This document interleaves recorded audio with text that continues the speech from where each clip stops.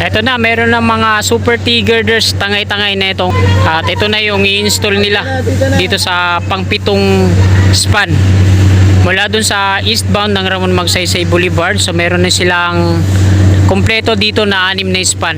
Tapos pangpito yung nando doon, meron ng 5 super T-girders. At ito na yung pang-6 at meron pang nakasunod doon, naka-line up. Sinimulan ko to, walang naniniwala sa paligid ko. Ano? Old Santa Mesa Street na tayo mga kasikap at kakaliwa po tayo dyan sa Teresa. Kukuha tayo ng update dito sa may nas PUP. Diretso tayo tapos papasok tayo dito sa kaliwa. Ito yung Teresa Street naman.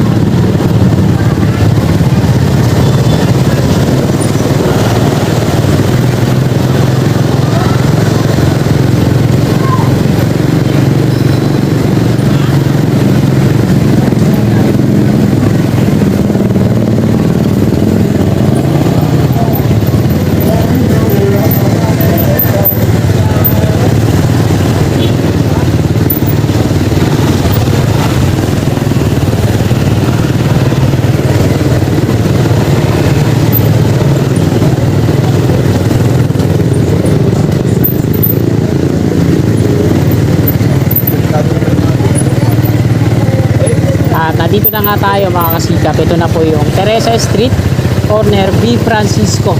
So ito yung tagus niyan dun sa ginagawa dun sa tawid kanina, no? At ito, makikita natin na meron ng mga forma yung pier dito sa kanan. Ayan po yung southbound. At yung dito naman sa kaliwa, tanggalan na ng mga forma. So ginamitan nila ng static load paste yung nandoon sa taas yung pier head. Tinimbang nila yung kung kaya ba ng scaffolding na tubuhatin yung mga materialis tsaka yung magiging pier head dun sa taas pag in case na pouring sila. Dito beach daw yun eh. Tapos dito naman sa kanan ito, parang na-pouring na rin ata nila yung bahagi na to dito sa taas natin sa kanan. Malapit na to, malapit nang matapos to.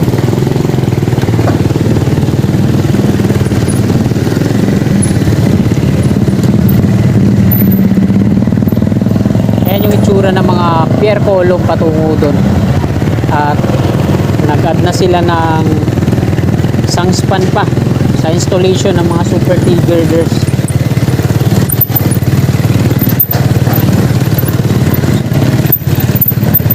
Ito yung right of way ng NSCR patungo doon. At dito naman sa kabila,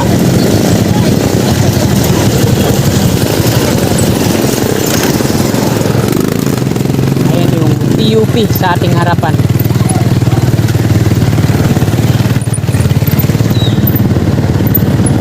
Ayan, kakanan na ako dito at dadako tayo sa ilalim ng Santa Mesa.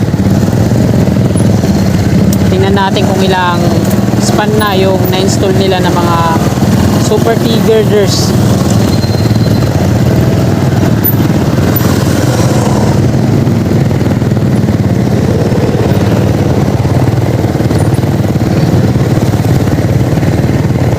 Yan o, tataas ng mga pier column dito, no?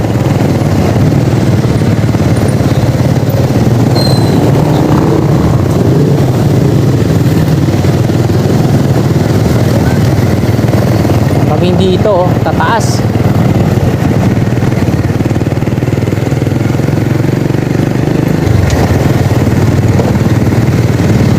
Ito yung Santa Mesa Station. ikot tayo dun sa may Hipodromo Street at papasok tayo dun sa ilalim. Ito tayo dadaan sa may Road 9.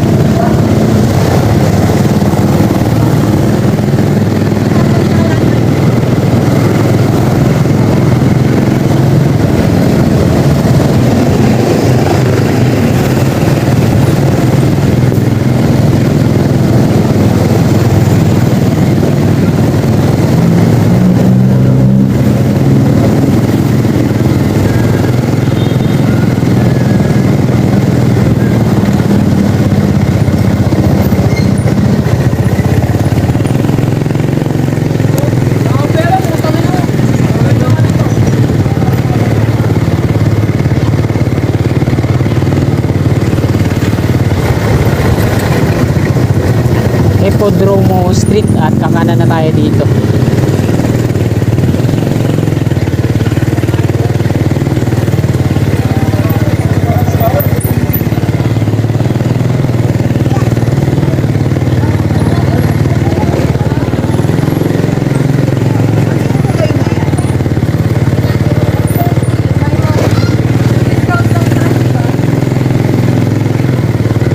Ayun oh. Mula dito kitang kita ng viaduct.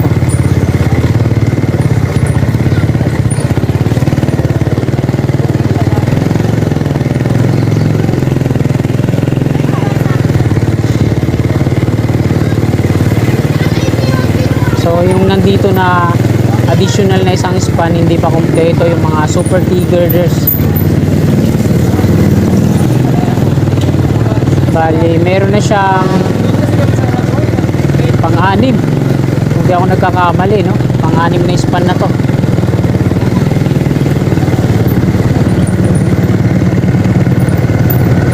Ay grabe yung putik dyan. So ayan mga kasikap, nandito na po tayo sa may Santa Mesa Station. Ito po yung PNR Santa Mesa Station, no? Ayan, tinambakan na nila ng lupa dito, no? At ang ginagawa nga nila mga kasikap, mag-i-install sila nga ng super T-girders. Ayan, dito na naka-reserve na yung isa. So mula dun sa dulo meron siyang 1, 2, 3, 4, 5, 6. So pang 7 span na to yung nandito na in-install nila, no?